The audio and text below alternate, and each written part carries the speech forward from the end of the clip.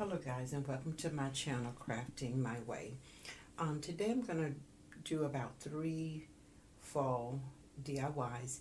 The first one here, I'm making a fake apple pie, which I did lose footage on some of the clips because right here I used just a regular car sponge. I cut it up in pieces like look like apples, and I colored it like a beige, and I put that on, and then I do the crust, which is an air dry clay, and I got that from Amazon. And this is where I make the pie crust. You do have to let it sit overnight to get hard before you can paint it. So right here I'm just cutting the scripts out for the crust, and once I do that, then I paint it. And as you can see, I had a beige paint that I got from the dollar store. I wanted it to be a little darker, but it turns out to be okay.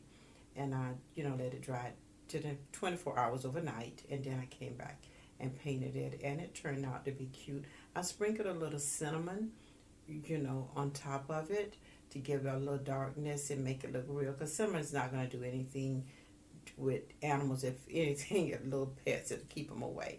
So this is how that turned out. I thought it was cute.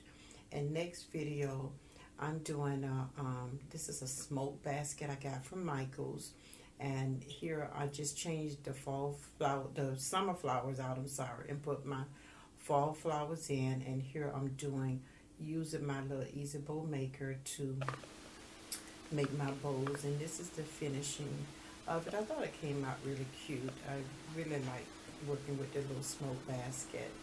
And for my next video, I just put 2 wood crates together. I painted those to make it be a pumpkin, and painted it orange, and I did the vintage brown that I got from Amazon.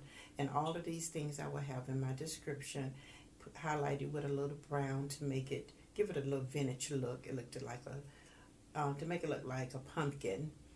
And it turned out nice just to have something extra in, for your fall decors. And this is the finishing of it, and I think it turned out kind of cute. Something very simple, and that